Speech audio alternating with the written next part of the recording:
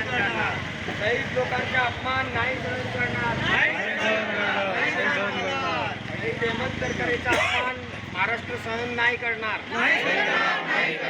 मुर्दाबाद मुर्दाबाद मुर्दाबाद शिवसेना जिंदाबाद शिवसेना जिंदाबाद